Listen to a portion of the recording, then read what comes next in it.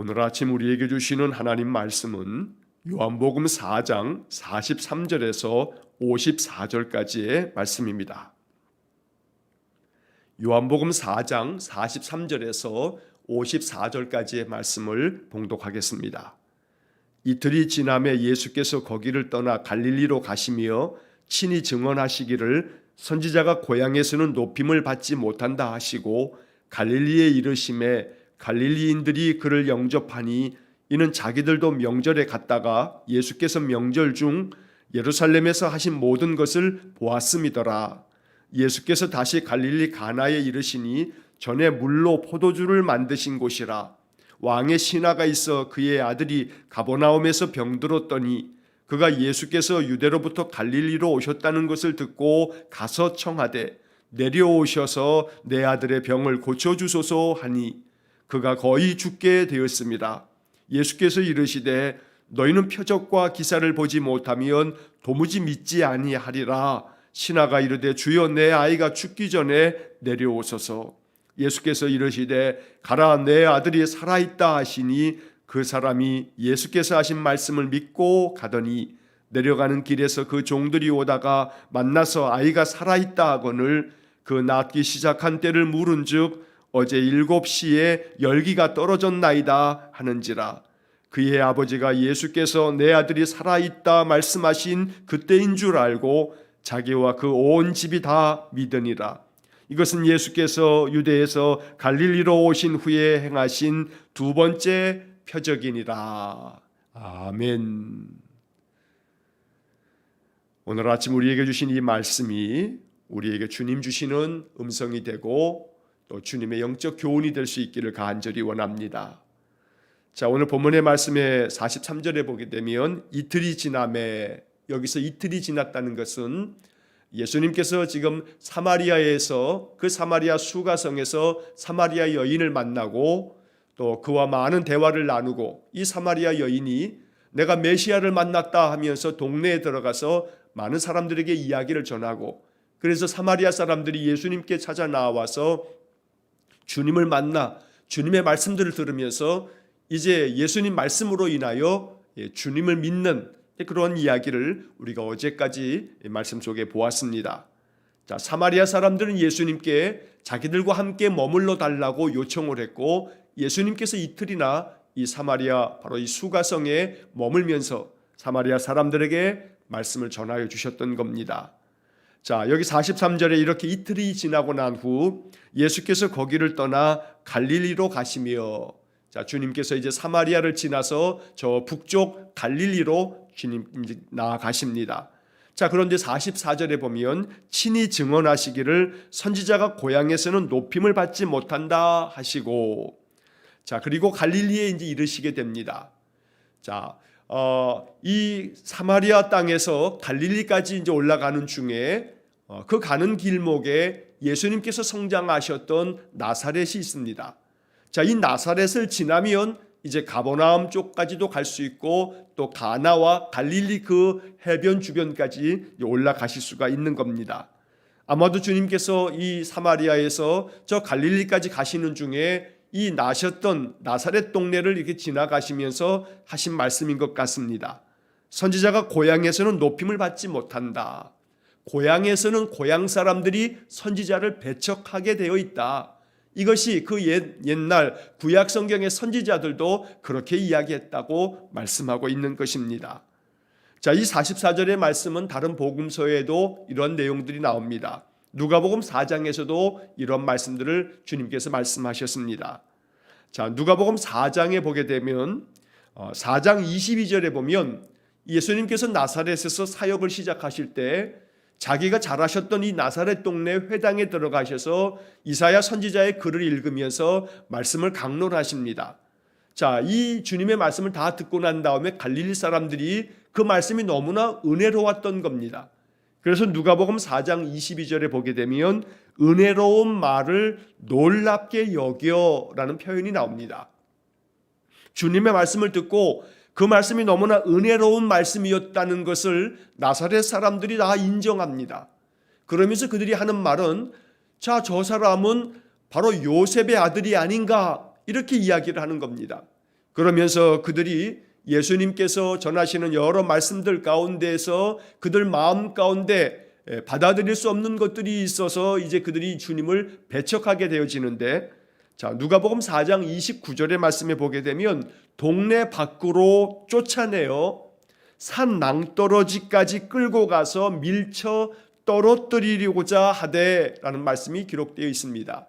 이 누가복음 4장 29절의 말씀에 보면 예수님께서는 당신이 자라셨던 이 나사렛 동네에서 쫓겨나신 겁니다.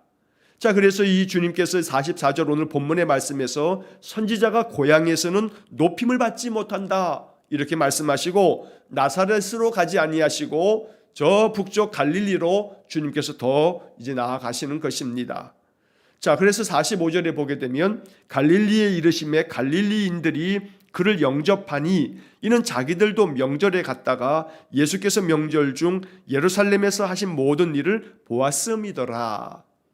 여러분, 이 지금 요한복음 4장의 말씀 속에서 예수님께서 사마리아 사람들을 만나서 그들과 이틀 동안 머물면서 사마리아 사람들이 예수님의 말씀을 듣고 주님을 구세주로 영접하고 믿었습니다.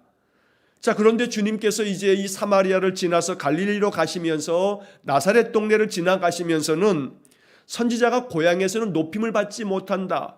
저 고향 사람, 내 고향처럼 내가 자란 저 나사렛 사람들은 나를 배척하고 나를 쫓아내고 나를 산 꼭대기 산 낭떠러지에까지 끌고 가서 나를 밀어뜨리려고 했던 사람들이다. 이렇게 고향에서는 그들이 복음을 듣지 못하고 선지자의 말씀 또한 외면하고 배척하는 그러한 상황에서 주님께서 이 말씀을 하시면서 갈릴리로 가셔서 갈릴리에서 말씀을 전하실 때, 자, 45절에서 갈릴리인들이 그를 영접하니.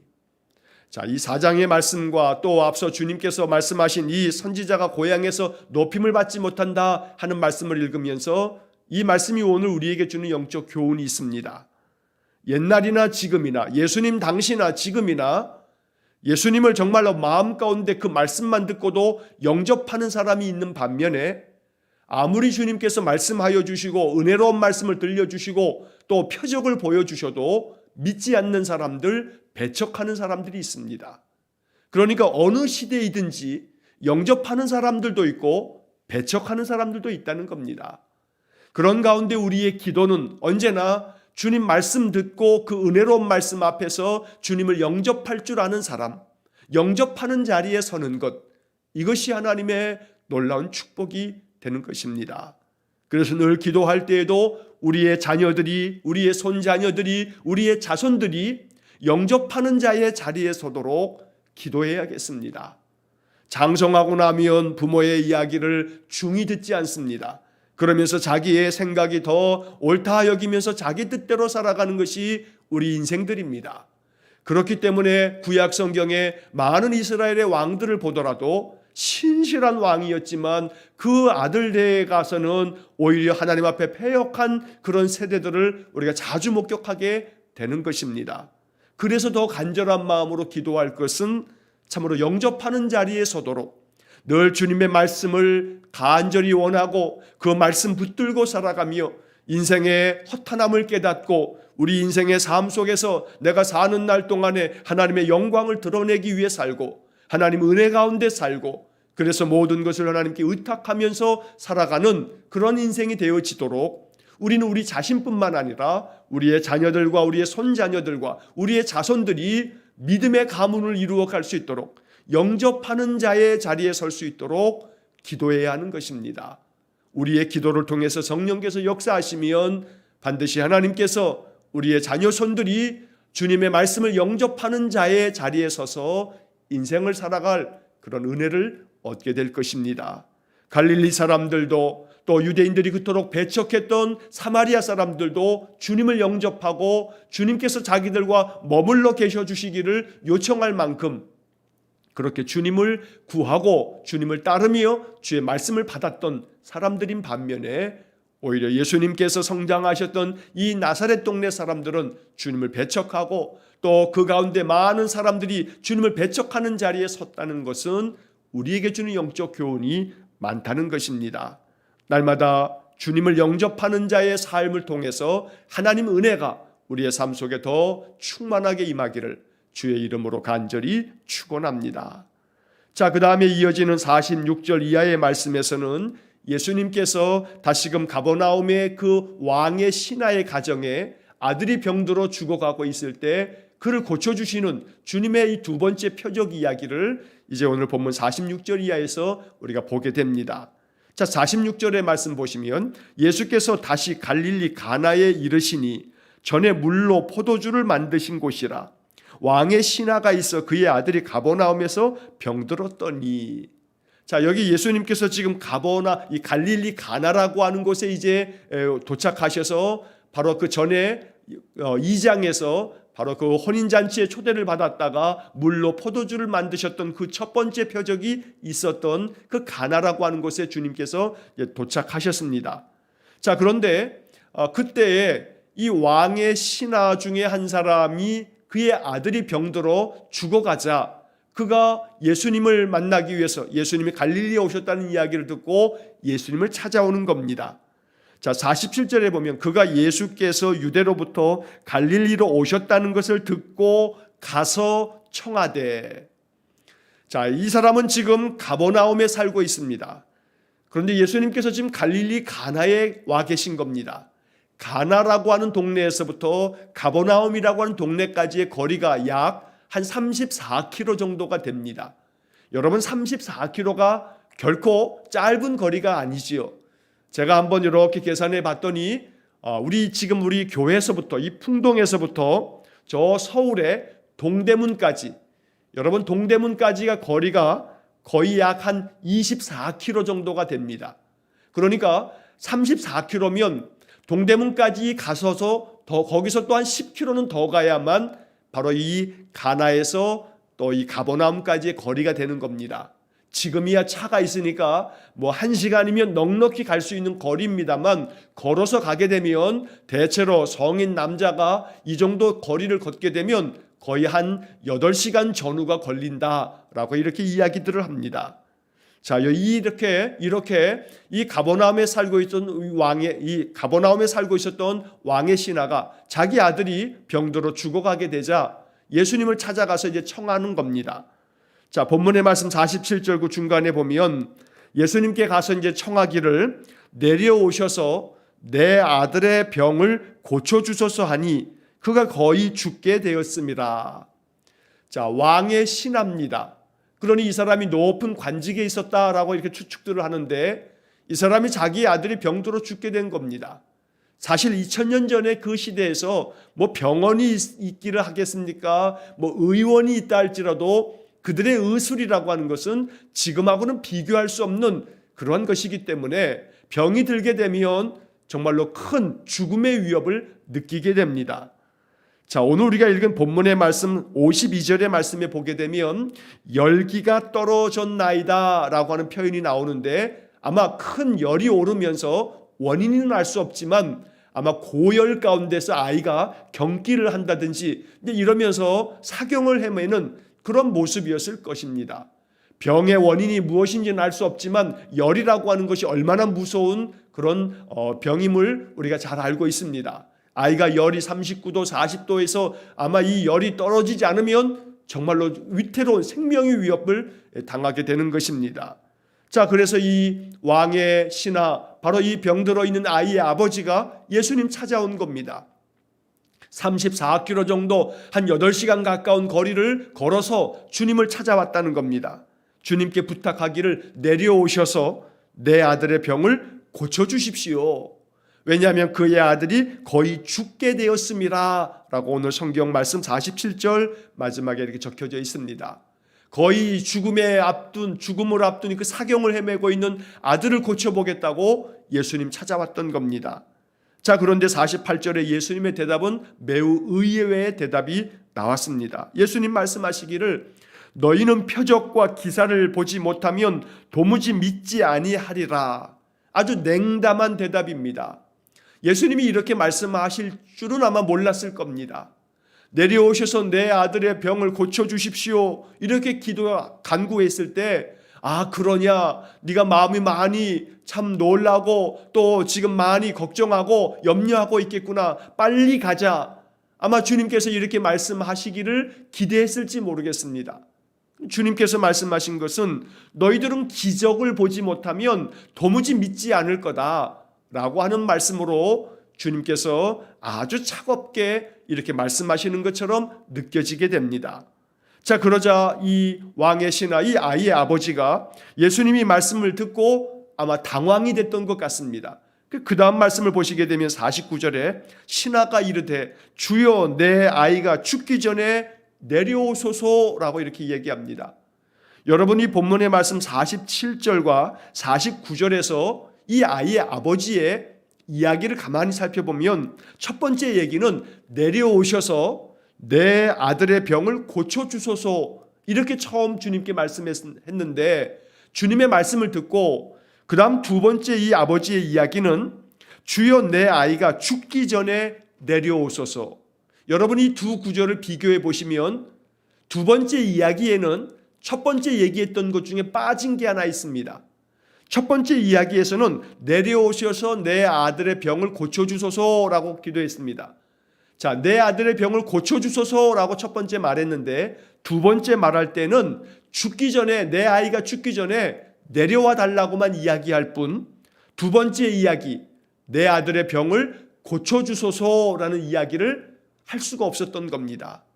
너희들은 기적을 보아야만 표적과 기사를 봐야만 너희들이 믿지 않은 표적과 기사를 보지 못하면 도무지 너희들이 믿지 않을 거다라고 하는 이 주님의 말씀 앞에 이 왕의 신하가 이 아이의 아버지가 당황했던 겁니다. 그러니까 내 아들의 병을 고쳐달라는 말을 차마 두 번째는 하지 못하고 있는 겁니다. 자, 그때 예수님께서 50절에서 이렇게 말씀하십니다. 가라, 내 아들이 살아있다. 가라, 네 아들이 살아있다. 이렇게 말씀하는 겁니다. 여러분, 이 말씀을 가만히 생각해 보면 이 아버지의 요청은 첫 번째도 두 번째도 내려와 주십시오. 같이 가버나움으로 내려와 주셔서 내 아들의 병을 고쳐주소서 첫 번째는 얘기했다가 두 번째는 내 아이가 죽기 전에 내려와 달라고 요청합니다. 그러니까 이 아버지는 첫 번째도 두 번째도 똑같이 같이 내려와 달라, 같이 가달라, 가버나움 우리 집으로 좀 같이 동행해 달라라고 요청했던 겁니다. 자, 그런데 예수님의 대답은 두 번째도 역시 마찬가지로 참 이 말씀 받아들이기 어려운 말씀을 하십니다. 네 아들이 살아있다. 네 아들이 살아있다. 같이 내려가 달라는데 같이 동행하지는 않으시고 네 아들이 살아있다. 이렇게 말씀하는 겁니다. 분명히 아버지는 한 8, 9시간 전에 집을 떠나 나올 때에 자기 아들이 열병으로 인해서 열이 떨어지지 아니하고 경기를 하고 사경을 헤매면서 이제 당장에 죽을 것만 같은 그런 상황을 바라보면서 왔는데 예수님은 가보지도 않고서 네 아들이 살아있다라고 이야기하니 여러분 이 이야기를 처음 들었을 때 이 아들의 아버지가 얼마나 당황스러우며 또 얼마나 어처구니가 없겠습니까? 가보지도 않고 아이의 상태도 보지도 않고 아이가 살아있다라고 얘기하니 이게 얼마나 정말 거짓말이고 또 믿을 수 없는 말이 바로 이 말이 아니겠습니까? 자, 그런데 그 다음에 이제 50절 하반절에 아주 중요한 구절이 나옵니다. 그 사람이 예수께서 하신 말씀을 믿고 가더니 여러분 이 50절의 말씀이 우리에게 복음이 되기를 원합니다. 그 사람이 예수께서 하신 말씀을 믿고 가더니 다른 것도 아닌 예수님의 그 말씀 가라 네 아들이 살아있다라고 하는 이 말씀 듣고 말씀을 믿고 가더니 오늘 이것이 이 왕의 신하의 믿음이었습니다. 병들어 죽어가는 이 아들의 아버지 이 아버지의 믿음이었던 겁니다. 예수님께서 가보지도 않고 네 아들이 살아있다라고 하는 말씀을 해주실 때 이 말씀만을 믿고 다시 자기의 집으로 돌아가더라는 겁니다. 여기에 주님께서 이 이야기를 통해서 우리에게 주는 아주 중요한 영적 교훈이 있다는 겁니다. 우리가 아침에 불렀던 찬양처럼 이 눈에 아무 증거 보이지 않아도 이 귀에 아무 증거 들리지 않아도 오직 믿음만을 가지고서 나아가겠다. 믿음만을 가지고서 살아가겠다. 오늘 이것이 우리의 찬양이고 또 우리의 믿음의 고백입니다. 오늘 이 본문의 말씀에 이 왕의 신하 죽어가는 아들을 둔 이 아버지의 마음이 우리의 마음이 되고 우리의 믿음이 될 수 있기를 간절히 소망합니다. 말씀의 능력이 있음을 받아들이고 주님 말씀하신 약속이 지금도 유효하다는 것을 마음에 인정하고 주님 말씀을 마음 가운데 굳건하게 믿고 말씀만을 가지고 살아갈 수 있는 용기 있는 믿음이 우리 안에 있기를 간절히 원합니다. 성경에 기록된 약속이 내게 주신 약속이라고 믿을 때에 이 말씀과 같이 이루어지기를 내가 믿습니다. 그렇게 믿음을 가지고 말씀 붙잡고 나아가는 그런 삶이 되라고 오늘 주님께서 이 요한복음 4장의 말씀을 우리에게 읽게 하시고 이 말씀 경청하게 하시는 것입니다. 그 사람이 예수께서 하신 말씀을 믿고 가더니 표적을 보지 못했지만 아들이 지금 당장에 살아난 것을 눈으로 보고 있는 것은 아니지만 그러나 주님 말씀하시니 말씀을 믿고 가는 이 아버지의 이 믿음, 바로 이것이 우리의 삶 속에 우리의 믿음이 될 수 있기를 간절히 축원합니다. 자, 그 다음에 이어지는 51절에 보니까 내려가는 길에서 그 종들이 오다가 만나서 아이가 살아있다 하거늘 52절 그 낫기 시작한 때를 물은즉 어제 7시에 열기가 떨어졌나이다 하는지라. 여러분 여기서 잠시 오늘 지금 이 51절과 52절에 여기서의 이 상황을 좀 한번 살펴보시면 자 52절에서 그 낫기 시작한 때를 물은즉 어제 7시에 열기가 떨어졌나이다 하는지라. 자, 예수님의 말씀만을 믿고 이 아버지가 다시금 자기의 집 가버나움으로 내려갑니다. 자, 내려가다가 그 길에서 그 집에서부터 이 아버지를 찾아오는 그 집의 종들을 만나게 되는 겁니다. 어디에서 만났는지는 알 수 없지만 만나서 이야기를 하다 보니 주인님, 아드님께서 살아나셨습니다. 지금 살아 있습니다. 이렇게 이야기를 들려주자 언제부터 낫기 시작했느냐라고 물었더니 어제 7시에 열기가 떨어지면서 살아났습니다 라고 말하는 겁니다. 자, 여기서 어제 7시라고 하는 표현이 나옵니다. 여기 7시라고 하는 것은 로마식 표현법이고 유대식 표현법이고 이 유대식 시간 표현법을 오늘 우리의 시간으로 바꾸면 이것이 오후 1시쯤이 됩니다. 그래서 어제 오후 1시라고 하는 것은 이 어제라고 하는 표현도 유대식 표현이기 때문에 유대인들은 해가 지면서부터 하루가 시작이 되는 겁니다.